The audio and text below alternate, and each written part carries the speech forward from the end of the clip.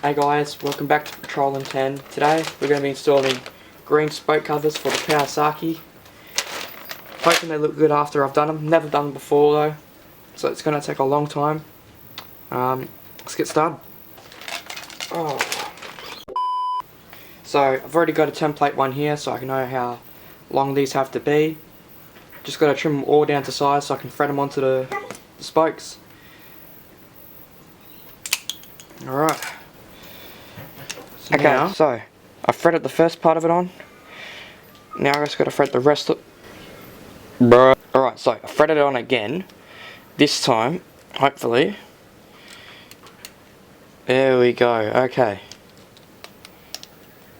That looks awesome already. Just got to get a screwdriver now so I can bend the spokes apart. Okay, that's two on now, finally. Alright, now I got to do the rest. Okay, that's 3 on.